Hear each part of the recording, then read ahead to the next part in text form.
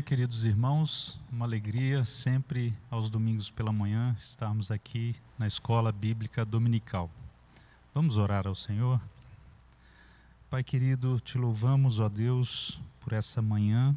Te agradecemos pela tua palavra e pelo privilégio de estudá-la, ó Deus. Instrui-nos nesse momento. É assim que oramos em nome de Jesus. Amém, Deus.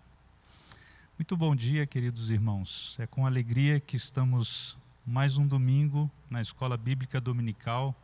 Nessa manhã vamos estudar a oração do Pai Nosso. A oração do Pai Nosso, a oração que Jesus ensinou. Para esse texto, para esse estudo, nós vamos meditar no texto de Mateus, capítulo 6, versículos de 9 a 11. Essa é, então, a lição, o Pai Nosso, a oração que Jesus ensinou. É uma oração muito conhecida, mas que merece o nosso cuidado, a nossa atenção, para sabermos o que Jesus quer de nós no que diz respeito à oração. Antes mesmo de nós falarmos sobre os versos 9 a 11, é importante notarmos que no capítulo 6, versículos de 1 ou pelo menos os 5 a 8, Jesus já aborda a questão da oração. E ele nos adverte sobre o perigo de sermos como os fariseus e também como os pagãos. Os fariseus porque procuravam se apresentar publicamente e eles revelavam uma atitude hipócrita na hora da oração. A expressão hipocrisia vem da palavra ator, aquele que representa. E Jesus adverte os seus discípulos sobre o perigo de, no momento da oração, nós não termos uma atitude sincera e apenas representarmos. Não é esse o desejo do Senhor. E também nos adverte sobre atitudes dos pagãos. Os pagãos, quando oravam, eles tinham uma atitude de repetição, como que uma apelação aos seus deuses para que os ouvisse. E essa também não deve ser a atitude do cristão. Jesus diz que não useis de vãs repetições, ou seja, não devemos usar palavras sem sentido, sem o coração envolvido na oração, e também não devemos ficar repetindo como que uma ladainha, né, as repetições na oração.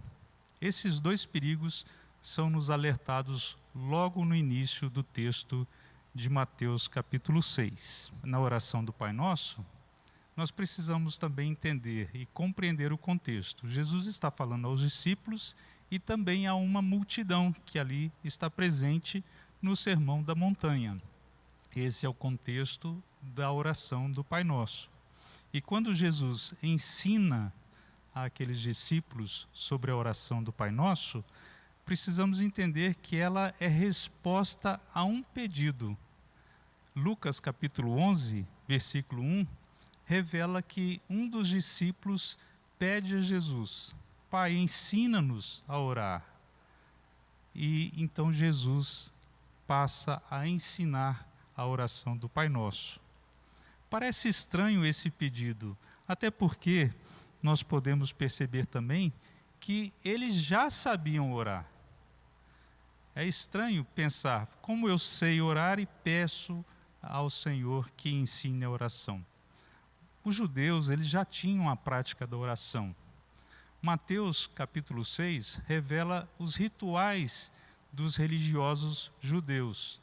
Eles praticavam as esmolas, a oração e também o jejum.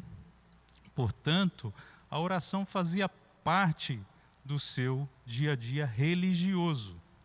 Mas os discípulos, percebendo a vida de Jesus, os ensinos de Jesus, pedem que Jesus os ensine a orar segundo essa nova perspectiva, esse novo jeito de viver.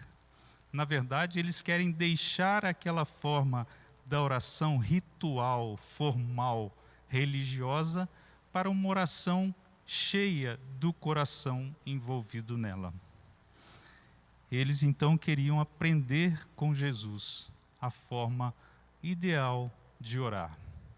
Se nós percebermos em Mateus a oração do Pai Nosso e também lá em Lucas, no capítulo 11, nós vamos perceber que a oração do Pai Nosso ela é tanto um modelo para nós, como uma forma mesmo de orar.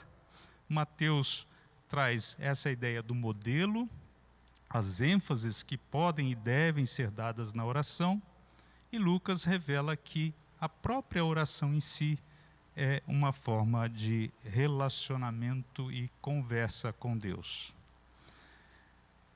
A oração do Pai Nosso, ela geralmente, quando é estudada, é dividida em 3, ou pelo menos em 2 partes, e cada uma dessas partes em 3 ênfases. A primeira parte é as 3 petições que dizem respeito ao relacionamento do homem com Deus, ou pelo menos as questões advindas da glória de Deus, né? Então nós temos lá o teu nome, teu reino, tua vontade. E na segunda parte nós vemos as questões envolvidas ou relacionadas ao próprio homem, as nossas necessidades.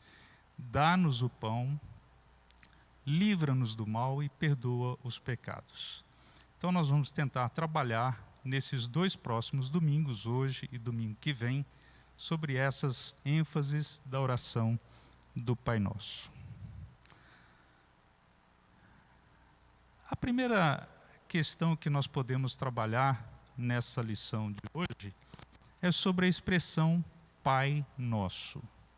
Aqui nós percebemos uma ênfase que nós tenhamos a compreensão da paternidade de Deus. Os judeus, eles tinham Deus como Pai, sim. Essa expressão Pai não era estranha ao conceito deles de Deus. Se nós formos ao Velho Testamento, nós vamos encontrar muitas passagens que tratavam ao Senhor Deus como Pai. Nós podemos lembrar, por exemplo, do Salmo 103, versículo 13, quando o salmista diz: como um pai se compadece de seus filhos, assim o Senhor se compadece dos que o temem. Então vejam a ideia de Deus como Pai, comparada a um pai. Também o profeta Isaías tratou dessa questão usando a expressão Pai. Ele diz, no capítulo 63, versículo 16: mas tu és nosso Pai. Ainda que Abraão não nos conhece e Israel não nos reconhece, tu, ó Senhor, és o nosso Pai. Mais uma vez, nós percebemos que os judeus já conheciam e usavam essa expressão da paternidade de Deus no Antigo Testamento. E ainda, Deuteronômio, capítulo 32, versículo 6, diz o seguinte: é assim que recompensas ao Senhor, povo louco e ignorante? Não é Ele teu Pai que te adquiriu, te faz e te estabeleceu? Então, por que então Jesus dá essa ênfase à paternidade aqui? E qual a ênfase ou qual a perspectiva nova que nós podemos perceber na oração do Pai Nosso? A questão é que, com o ensino de Jesus, dizendo Pai Nosso, a expressão original utilizada, Jesus fez essa oração em aramaico, ele usa a expressão Abba. E a expressão Abba dá uma conotação mais informal, de maior proximidade e intimidade, como que uma criança mesmo conversando com o seu pai. Então, o que Jesus passa é a ideia de que, na oração, nós não só devemos reconhecer a Deus como Pai, mas devemos ter essa proximidade, esse acesso fácil a Deus. Papai, essa é a ideia que vem da expressão Abba. Portanto, essas ênfases revelam que nós devemos ir confiantes no amor e no cuidado do Senhor como Pai. Podemos ter um livre acesso, fácil acesso e proximidade com Deus. Essa é a diferença, pois, entre a forma que tratavam a Deus como Pai, uma forma mais formal, mais distante, e aqui Jesus ensinando de que Deus Pai é alguém próximo, está perto para ser buscado. Também o Pai é nosso. Essa expressão nosso significa ou nos faz lembrar a expressão, o próprio nome de Deus, Emanuel, aquele que está conosco. E nós podemos pensar nessa expressão, e os autores nos ajudam a entender, que quando Jesus ensina Pai Nosso, faz com que essa oração possa ser usada de forma social e coletiva. Ou seja, quando nós oramos, nós não devemos ter apenas um interesse voltado para nós mesmos individualmente, mas as nossas preocupações que são elevadas a Deus devem ser uma preocupação ou uma colocação de preocupação com os irmãos da fé, com as pessoas que nos rodeiam, com as situações que são postas diante de nós. Então, numa oração, nunca devemos pensar apenas egoisticamente, mas sempre trazendo também a lembrança de que outros carecem do cuidado de Deus. Por isso nós oramos por interesses outros, de pessoas outras, da situação da saúde de alguém, da enfermidade de alguém, da necessidade de alguém, da necessidade de um país. Nós estamos vivendo a pandemia, devemos orar pelos outros, né? E também uma oração coletiva. Quando Jesus diz Pai Nosso, nos ajuda a entender que podemos orar juntos. E é muito comum até que fazemos isso quando oramos a oração do Pai Nosso. Muitas vezes fazemos isso com os irmãos da igreja, os irmãos da fé, orando conjuntamente. Ou seja, devemos, podemos e até nos é ensinado orar sozinhos no nosso aposento, no nosso quarto. Mas também podemos orar com os irmãos da fé. E é assim que Jesus nos ensina a entendermos Pai como alguém próximo, mas também como Pai de todos aqueles que o aceitam. A segunda ênfase do texto é: seja santificado o teu nome. Quando oramos, pedimos: santificado seja o teu nome. Parece estranho eu pedir que o nome do Senhor seja santificado, quando na verdade ele já é santo. Mas esse ensino de Jesus nos ajuda a entender que nós devemos desejar isso na nossa prática diária. Voltamos a lembrar que os judeus eram tão zelosos, mas tão zelosos com as questões religiosas, que eles nem sequer pronunciavam o nome de Deus. Eles usavam muito a expressão Jeová, de Yahvé, porque temiam usar o nome de Deus em vão. Esse zelo gerou a expressão também Adonai, que foi traduzida pela Septuaginta como Kyrios, ou seja, Senhor. Então percebam que o zelo pelo nome de Deus, um nome santo, fez com que os judeus até nem mesmo pronunciassem o nome do Senhor e usassem expressões correlatas. Mas isso também trouxe um problema na religião judaica. Isso passou a virar uma superstição, ou seja, que o nome de Deus não pode ser pronunciado de forma alguma sob pena de uma situação grave, né? E nós não devemos levar a esse extremo. Quando pedimos santificado seja o teu nome, nós, na verdade, estamos nos aproximando do Senhor com amor e temor. E o temor é uma postura reverente diante do Senhor. Não é ter medo, é ter reverência, atenção, zelo pelo nome do Senhor. E quando nós temos zelo, nós temos atenção, nós reverenciamos não apenas o nome, mas a pessoa que o nome representa. E Deus é santo, portanto merece e deseja que nós tratemos o seu nome, a sua pessoa assim. É interessante as advertências do Senhor Deus sobre o cuidado que devemos ter ao usar o seu nome.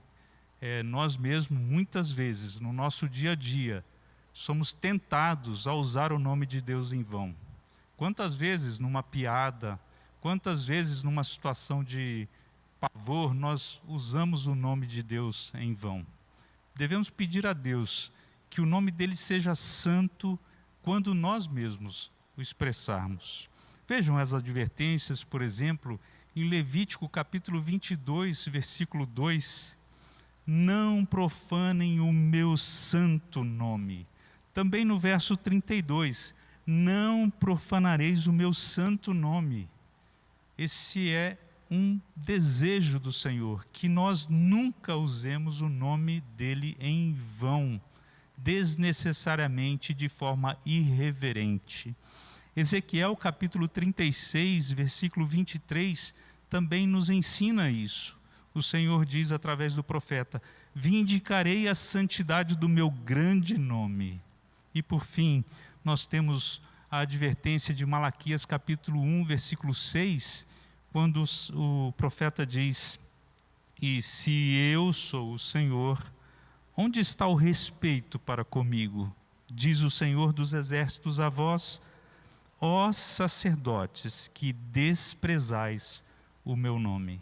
Portanto, irmãos, quando orarmos, busquemos então a santificação, ou melhor, busquemos reconhecer que o nome do Senhor é santo, busquemos tratá-lo com reverência, busquemos o Senhor mesmo com reverência e temor, porque Ele é santo e seu nome seja santificado nas nossas vidas, através das nossas palavras. A outra ênfase do texto é: venha o teu reino. Essa é um outro pedido na oração que Jesus nos ensina. Venha o teu reino. É interessante pensarmos e lembrarmos que o evangelista Mateus está escrevendo para os judeus. E quando ele escreve aos judeus, ele apresenta Jesus como rei. Isso é interessante porque, diferentemente, por exemplo, de Marcos, quando escreve o seu evangelho, ele escreve aos romanos, aos crentes de Roma, e ele apresenta Jesus como servo. Lucas escreve aos gentios e apresenta Jesus como filho do homem. E João escreve à igreja e apresenta Jesus como filho de Deus. Então vejam, Mateus está escrevendo e apresentando Jesus como rei. E no texto nós observamos que há sim uma expectativa de um reino messiânico. Portanto, a oração "Venha o teu reino" podia gerar e gerava uma expectativa desse reino político messiânico. Nós podemos entender isso e ver isso no capítulo 3, versículo 2 de Mateus, quando ele diz: arrependei-vos, porque está próximo o reino dos céus. Esses judeus piedosos, eles esperavam de fato esse reino político. Mas quando o Senhor nos ensina a oração, ele vai além dessa realidade esperada pelos judeus. Ele deseja que o seu reino espiritual venha onde estamos. Também Marcos e Lucas, Marcos no capítulo 15, versículo 43, e Lucas no capítulo 23, versículo 51, fazem menção a esse reino esperado, quando citam José de Arimateia, que procurou ter o corpo de Cristo, e lá dizia que ele também era um daqueles que acreditava que o reino de Deus viria, o reino messiânico do Senhor. Mas nós, quando oramos, venha o teu reino, na verdade devemos desejar os valores do reino de Deus presente entre nós. Os primeiros cristãos tinham uma expectativa muito grande em relação ao reino de Deus, e eles trabalhavam, eles se empenhavam com toda a intrepidez em anunciar essa mensagem do reino de Deus. Nós podemos encontrar isso em Atos capítulo 4, versículos 28 e 29. Mais ainda, eles ansiavam por esse reino e eles queriam que o reino viesse logo. Por isso usavam a expressão Maranata. Ora, vem, Senhor Jesus, vem, traz o teu reino. 1 Coríntios capítulo 16, versículo 22. E a segunda carta de Pedro, capítulo 3, versículo 13, revela esse mesmo desejo. Nós queremos novos céus e nova terra, onde habita a justiça. E por fim, o último livro da Bíblia, capítulo 22 de Apocalipse, verso 20, diz: vem, Senhor Jesus. Tudo isso, irmãos, era a expectativa, o desejo de que o reino de Deus viesse. E como nós hoje temos orado? Queremos um reino messiânico também, queremos que a situação política melhore. O que nós queremos? O ensino de Jesus tem a ver com os valores do reino de Deus, a sua justiça. Aqui na tela nós podemos perceber como é o padrão do mundo hoje e qual é o padrão do reino de Deus. Nós temos no mundo a mentira, o padrão de Deus é a verdade. Ganância, o padrão do reino de Deus é a justiça. Guerra no mundo, padrão de Deus, do reino de Deus, a paz. Servir-se do outro, mas no reino de Deus nós devemos servir ao outro. E no mundo, o desejo de vingança. E o padrão, o valor do reino de Deus é o perdão. Quando oramos, venha o teu reino, nós devemos desejar que todos esses valores aqui elencados do reino de Deus se façam presente já, onde vivemos e nesse tempo presente.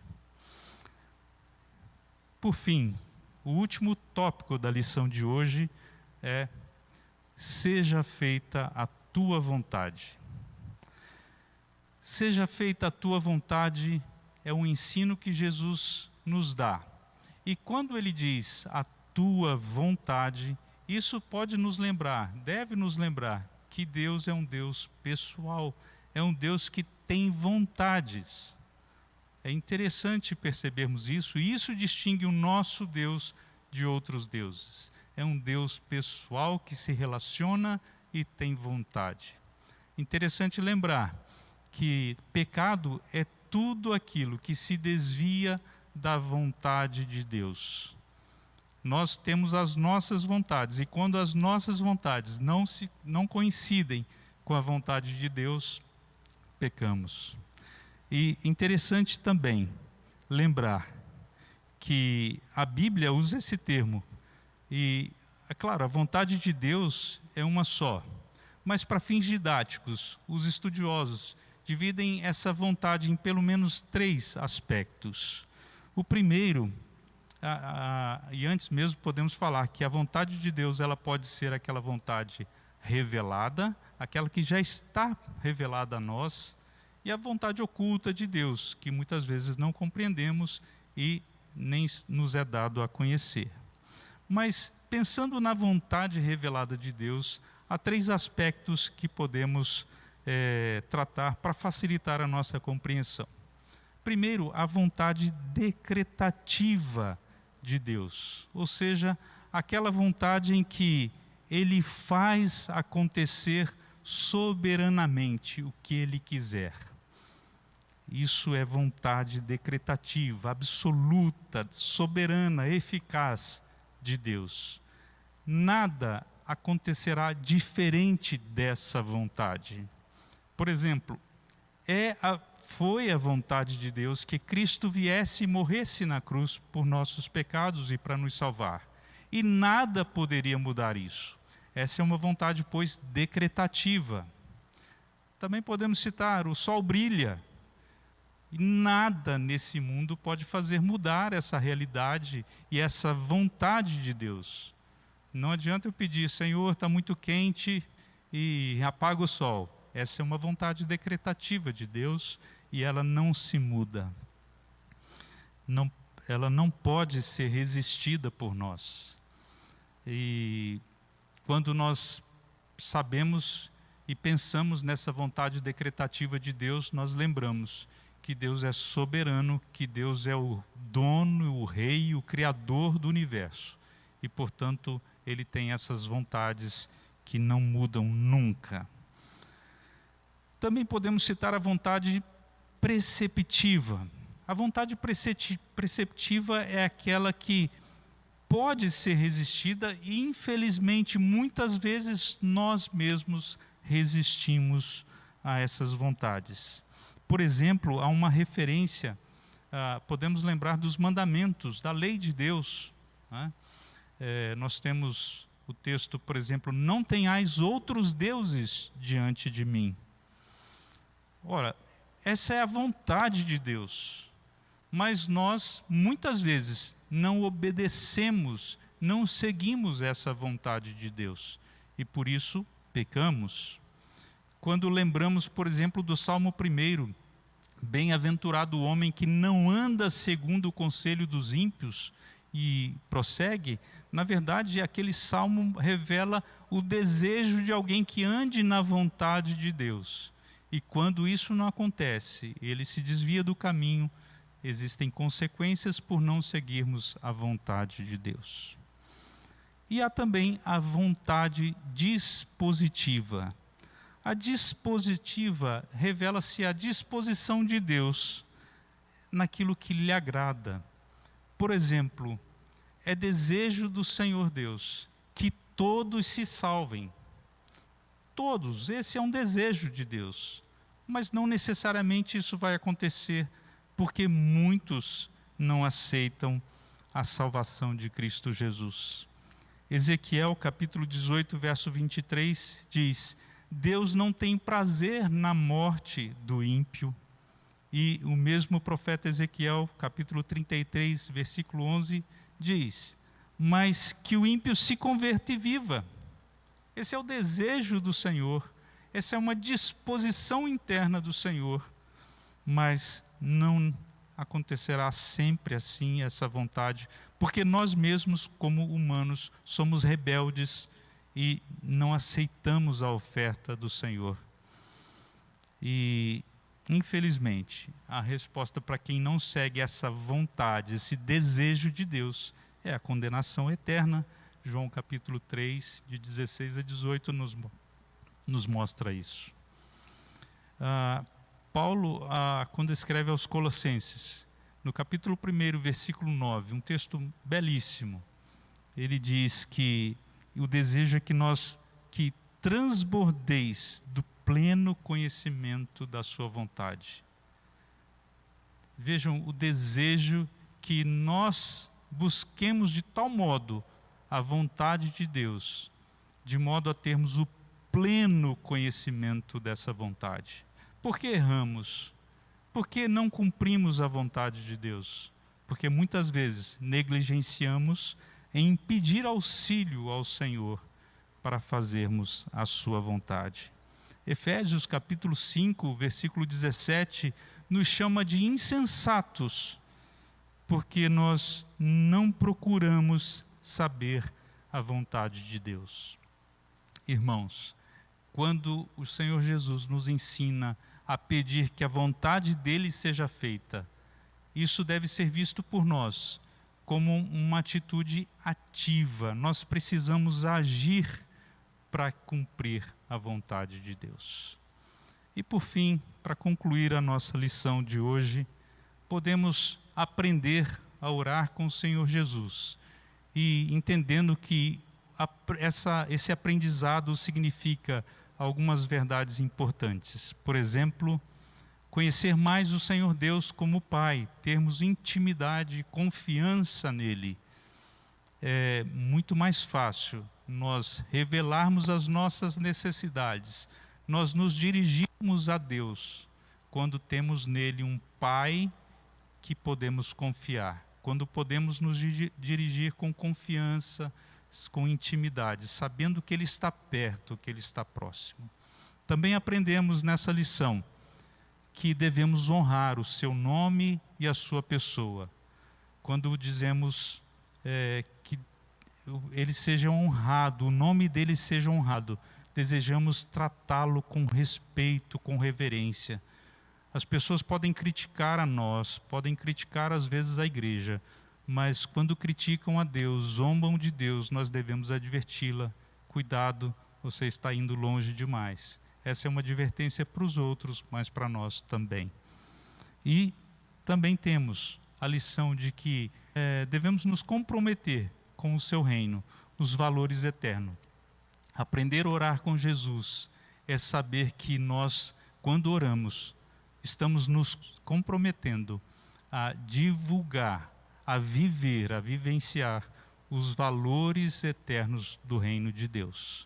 E por fim, irmãos, quando aprendemos a orar com Jesus, isso significa que nós agimos para que a sua vontade seja feita em todo o tempo, através de nós e em nós.